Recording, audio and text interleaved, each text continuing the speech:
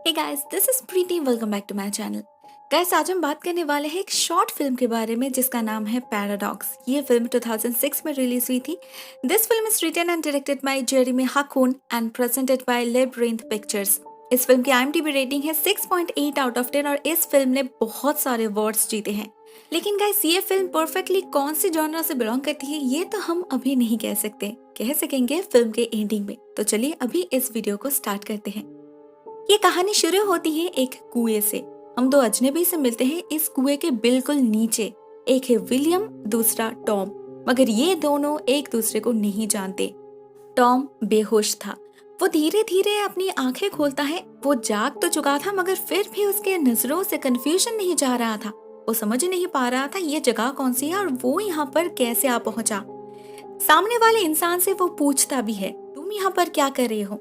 तब उसे पता चलता है उसका नाम है विलियम और वो एक ब्लैकस्मिथ है और वो यहाँ पर सजा काट रहा है। ये एक डंजन है कैसल के बीचों बीच। वो जिस जगह का नाम बता रहा था, टॉम भी उसी जगह के रहने वाले हैं, मगर ना विलियम ने उसे कभी देखा था ना टॉम ने उसे। और ये डंजन कैसल, ये आदमी ये सब क्या बक रहा है? ये सब क्या है? इस सेंचुरी में यहाँ पर कैसल कहाँ से आएगा? वो विलियम से ये भी पूछता है कि उसे यहाँ पर कौन लाया, क्योंकि उसके शरीर पे बहुत सारे घाव थे, माथे से खून बह रहा था। मगर विलियम को वो भी नहीं पता क्योंकि वो सो रहा था। टॉम जब जमीन पर देखता है उसे एक रेलिंग का टूटा हुआ हिस्सा दिखता है, जिसे देखकर ही टॉम को याद आता है, अरे ये तो उसने ही यहाँ पर लाया था इसे कुएं को सजाने के लिए। मतलब ये उसके ही घर का गार्डन वाला कुआं है। जरूर इस पीस को लगाते वक्त ही वो गिर गया होगा। उसे ये भी याद आता है घर में उसकी बीवी सैरा नहीं है, मतलब वो मिसिंग है। ये कोई भी नोटिस ही नहीं करेगा, किसी को पता ही नहीं चलेगा। उसकी बीवी नेक्स्ट संडे वापस आने वाली है, तो वो ये 5 दिन क्या यहाँ पर ही रह जाएगा? अभी उसकी कोई बात तो विलियम को समझ नहीं आ रही थी। ये आदमी क्या पागल है? ये इस कैसल को अपना घर कह रहा था। उसे कल रात ही सोल्जर्स ने घसीटते हुए यहाँ पर लाया था। यहाँ पर कोई गार्डन नहीं है, ये तो कोर्टयार्ड के बीचों बीच है। मतलब दोनों ही सुपर कंफ्यूज्ड है कि कौन कहाँ है। ठीक ऐसे वक्त उन्हें ऊपर से एक डॉगी की आवाज सुनाई देती है, जो कुछ देर बाद बंद हो जाती है। टॉम को लग रहा था ये उसकी डॉगी स्पार्की है, मगर विलियम का कहना था ये डॉग्स सोल्जर्स के हैं। यहाँ पर रॉयल सोल्जर्स डॉग्स के साथ चक्कर लगाते हैं, कोई भी उनके नजरों से बच नहीं सकता। टॉम ये सब सुनने के मूड में नहीं था। ये आदमी तो पागल है, उसे बस यहाँ से बाहर निकलना था। मगर इस कुएं के दीवार इतनी स्लिपरी है, कहीं कोई ब्रेक है ही नहीं जिसके दम पर वो ऊपर चढ़ पाए। वो विलियम से मदद मांगता है मगर वो राजी नहीं होता, क्योंकि उसे पता है ऊपर ऐसे ही और भी 3 डंजन्स है जिसे आर्म्ड गार्ड्स 24/7 वॉच कर रहे हैं। उसे कल रात जब यहाँ पर लाया गया था, उसके साथ उसका और एक दोस्त भी था। उसके 1000 मना करने के बाद भी वो भागने की कोशिश की और पकड़ा गया। ये सोल्जर्स सबके सामने उसकी आंखें नोच ली, उसके कान को गर्म लोहे के रॉड से जलाया। डेफिनेटली विलियम ये सब कुछ भी अपने साथ होने देना नहीं चाहता था। वो यहाँ पर है, उसके लिए ये सॉलिटरी कन्फाइनमेंट स्वर्ग जैसा है। वैसे भी वो भूखा है, ज्यादा देर तक वो जिंदा नहीं रह पाएगा। वो अपनी मौत एक्सेप्ट कर चुका था। ये सब सुनकर टॉम हंसने लगता है। वो समझ ही नहीं पा रहा था वो हंसे या रोए। लेकिन तभी उसे ऊपर से किसी की चिल्लाने की आवाज सुनाई देती है, ऐसे कोई बहुत तकलीफ में रो रहा है। विलियम कहता है ये जरूर कोई कैदी है। तो क्या विलियम सच कह रहा था? क्या सच में टॉम 21st सेंचुरी से ट्रैवल करके इस मीडिएवल पीरियड में पहुंच चुका था? लेकिन वो कैसे पॉसिबल है? क्या ये कुआं कोई टाइम पोर्टल है? धीरे धीरे इस कुएं के आसमान पे बादल छाने लगे थे, अंधेरा होने लगा था अंदर। टॉम को भी डर लगने लगा था। ऊपर से विलियम ऐसे प्रेयर करने लगा था जैसे वो अभी अभी मरने वाला है। जो भी हो, टॉम को यहाँ से बाहर निकलना तो था ही।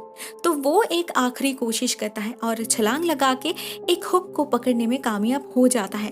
वो किसी तरह से अपने शरीर को खींचते हुए ऊपर की तरफ ले जाता है। उसके हाथ से खून बहने लगा था मगर वो नहीं रुकता।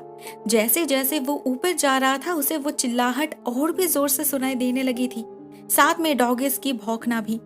विलियम उसे बार बार मना कर रहा था, क्योंकि ऐसा करके वो अपने ही मौत को इनवाइट कर रहा था। लेकिन टॉम को यह सब कौन समझाए, वो तो अभी भी इस रियलिटी को एक्सेप्ट ही नहीं कर पा रहा था। फाइनली वो किसी तरह से ऊपर जा पहुंचता है और ऊपर हम देखते हैं कि ये सब कुछ बिल्कुल नॉर्मल है, ना कोई गार्ड्स, ना कोई सोल्जर्स, ना कोई डॉगिस, ना कोई दूसरा डंजन यानी कि कुआं। तो क्या विलियम टाइम ट्रैवल किया है? वो मिडिवल टाइम से इस सेंचुरी में आ पहुंचा है? नहीं तो उसके कोई भी बातों का कोई मतलब ही तो नहीं निकलता, और किसी भी एंगल से वो पागल भी नहीं दिखता। तो ये सारा मामला क्या है? हमारे इतने सारे कंफ्यूजन्स के जवाब हमें कुछ ही सेकंड में मिल जाते हैं जब हम व्हाइट यूनिफॉर्म पहने कुछ व्यक्तियों को टॉम की तरफ भागते हुए आते देख पाते हैं। उन्हें देखकर लग रहा था वो लोग उसे ढूंढ रहे थे और अभी उसे ही पकड़ने आ रहे हैं, मगर ये लोग सोल्जर्स तो नहीं है। तो ये लोग है कौन? हमें पता चलता है ये लोग असल में डॉक्टर्स है। टॉम उनका पेशेंट है और विलियम भी। वो दोनों ही गलती से इस अबांडन्ड कुएं में गिर गए थे और अपने अपने दिमाग में वो स्टोरीज बना ली। वो दोनों ही मेंटली इल है। पिछले 7 सालों से इसी हॉस्पिटल में उनका इलाज चल रहा है। मतलब वो दोनों में से किसी ने भी टाइम ट्रेवल किया ही नहीं, वो सब उनके दिमाग का उपज था। वो एक ही रियलिटी से बिलोंग करते हैं मगर उनका इमेजिनरी वर्ल्ड अलग अलग है। यही तो खेल है दिमाग का, पैराडॉक्स ऑफ रियलिटी। दोस्तों यह कहानी यहीं पर ही एंड होती है। एक well crafted story line, perfect execution, top notch atmosphere, mind blowing acting. कैसे स्पेस को लिमिटेड करके हम किसी के रियलिटी को भी कंफ्यूज्ड बना सकते हैं, इसका एग्जैक्ट नमूना है ये कहानी। अगर वो लोग खुले आसमान के तले रहते तो उन्हें शायद ये सब कंफ्यूजन कभी रहता ही नहीं, मगर हाँ, ये उनका दिमाग था जो उन्हें बंदी बना रहा था। तो ऐसे केसेस में उनके लिए शायद जगह कोई मायने ही नहीं रखती, क्योंकि बाहर निकलने के बाद भी विलियम इन डॉक्टर्स को गर्ड से समझ रहा था। वो उनसे पूछता भी है, क्या तुम अभी मुझे टॉर्चर करोगे? उधर टॉम भी अपनी इमेजिनरी वाइफ सैरा के लिए इस कुएं को डेकोरेट करने का सोच रहा था, उसे सरप्राइज जो देना था। मतलब फिजिकली बाहर निकलने के बाद भी मेंटली वो उसी डंजन में ही रह गया। मतलब इन दोनों के लिए रियलिटी हमेशा एक पैराडॉक्स ही रहने वाला है। वो लोग कभी भी असली रियलिटी को, इस थर्ड रियलिटी को एक्सेप्ट ही नहीं करेंगे। जरूर इन दोनों के पास्ट लाइफ में कुछ ऐसे इंसिडेंट्स थे जो उनके आज के थॉट्स में रिफ्लेक्ट कर रहे हैं। हो सकता है विलियम को अपने जीवन में कुछ टॉर्चर्स सहन करने पड़े, जिसके वजह से आज उसकी यह हालत है। उस कुएं में गिर जाने के वजह से टॉम को जो चोट पहुंची थी, विलियम को वो भी टॉर्चर साइंस ही लग रहा था। ऊपर जब अदर पेशेंट्स रो रहे थे, उनकी आवाज उसे तो कैदियों की आवाज लग रही थी। इन पेट डॉगिस की आवाज उसे सोल्जर वाले डॉगिस की आवाज लग रही थी। सो डेफिनेटली इस सब का कुछ तो मतलब होगा। वो पागल है, इसका मतलब ये नहीं कि उसकी हर एक बातें बेमतलब की होगी। दोस्तों लॉजिकल पार्ट को छोड़कर भी, किसी भी लॉजिक के बिना भी मुझे ये स्टोरी काफी पसंद आई है। बहुत प्रिसाइसली, परफेक्टली प्रेजेंट किया गया है। इनिशियल एटमॉस्फेयर कुछ ऐसा था, हमें सच में लगने लगा था कि वो दोनों ही सच कह रहे हैं, उनमें इंसैनिटी के कोई सिम्टम्स ही नहीं थे। लेकिन जैसे ही वो बाहर आए, हमें आउटर वर्ल्ड से उनके बिहेवियर, बॉडी लैंग्वेज कंपेयर करने का मौका मिला। जब हमें हमारी रियलिटी से उनकी रियलिटी डिफर करने लगी, तब जाके हमें समझ आया कि वो लोग पागल है। लेकिन उनके नजरों में शायद हम पागल हैं, क्योंकि उनके लिए रियलिटी तो वो है जो वो मानते हैं। पर्सनली मुझे ये फिल्म काफी पसंद आई है। मैं डिस्क्रिप्शन बॉक्स में इस फिल्म की लिंक छोड़ दूंगी, चाहे तो एक बार चेक कर सकते हो। I am sure you are gonna love it. फिलहाल के लिए बस इतना ही दोस्तों। Thank you so much for watching this video. Take care, Tata.